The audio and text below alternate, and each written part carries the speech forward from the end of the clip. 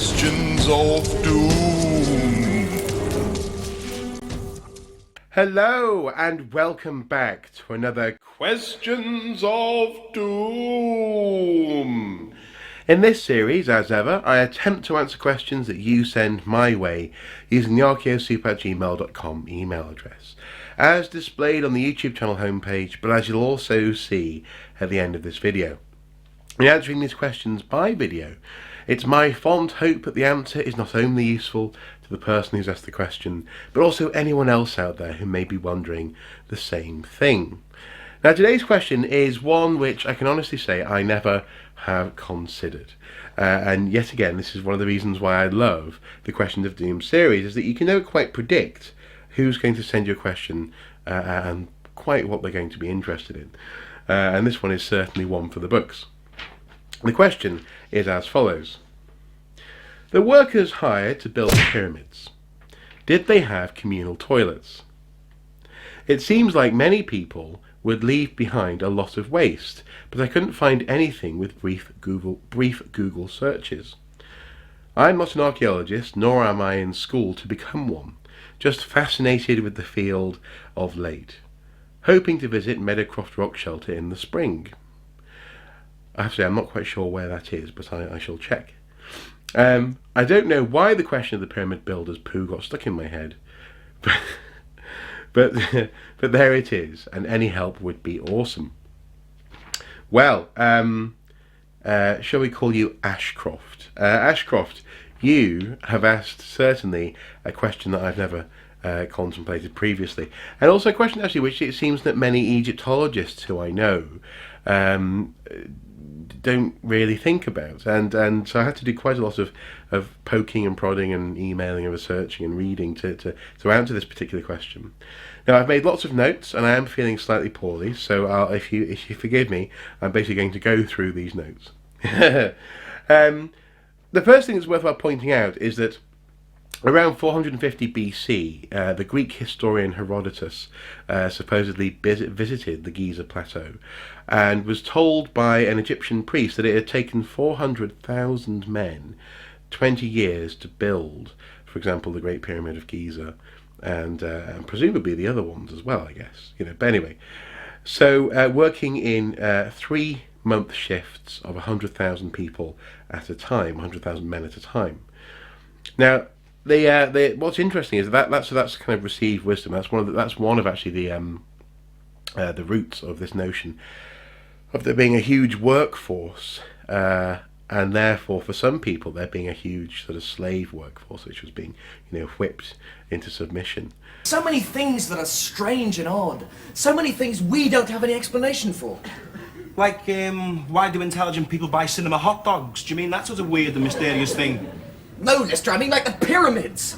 How did they move such massive pieces of stone without the aid of modern technology? They had massive whips, Rimmer. Massive whips. That's Red Dwarf, by the way, in case some of you don't know. However, archaeological evidence indicates that the workforce was probably closer to about 10,000 regular labourers working in 3-month shifts for around 30 years to build a pyramid. So there are subtle differences in terms of numbers. So either it's close to 500,000 or it's more like 10,000-20,000 people. Now the archaeologist who would best understand this site, actually, I quickly came across this name. I even emailed, for example, Cara Cooney, who we've interviewed previously. I emailed people from my university. I emailed some various people, someone in Liverpool as well, and they all came back saying you need to talk to Mark Lehner, or Lerner. I'm afraid I might be mispronouncing his name. Sadly, I haven't been able to get in touch with him. He's just not quite contactable at the moment, it seems. But he's been working on the Giza Plateau since 1977. Initially in a project linked with the Sphinx, and eventually he actually worked on what would become known as the Workers' Village. Now, the Giza Pyramid complex is actually surrounded by a large sort of stone wall, and just outside that wall, that's the place where Mark and his team discovered this small town where the workers who built the pyramids were based. The town is located specifically southeast of the Khafre and Menkau complexes. So I'll put on screen the location. Now this town appears to date to the middle of the 4th dynasty, so that's around 2500 BC thereabouts. So 4,500 years ago.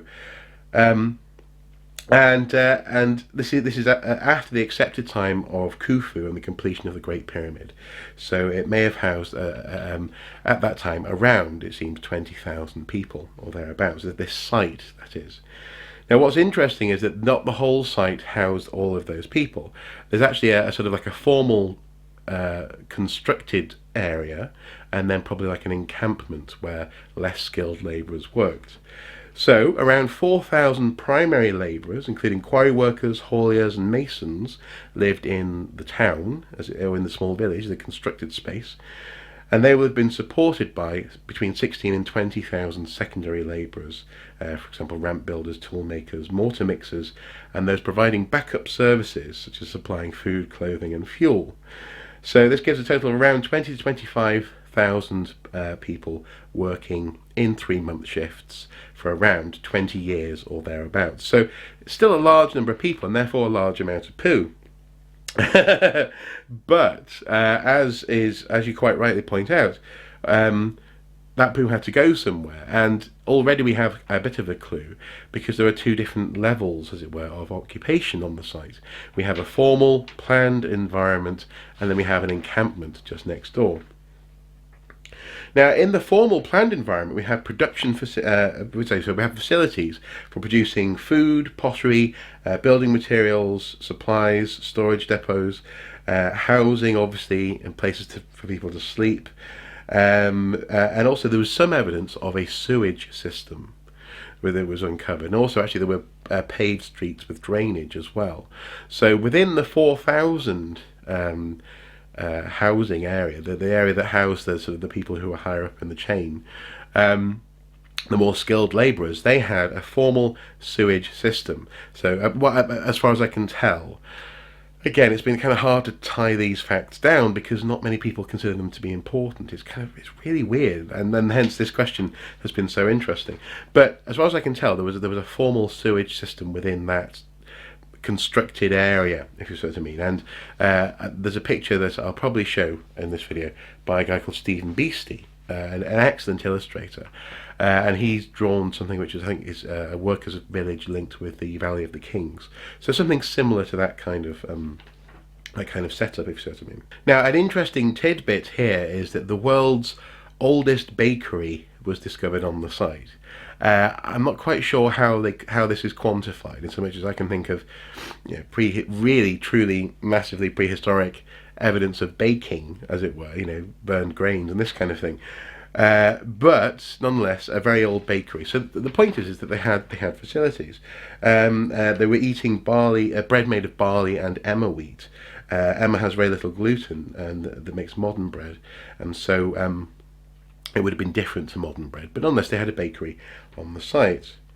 They also had a sort of hospital environment where some extremely advanced surgical techniques were being deployed.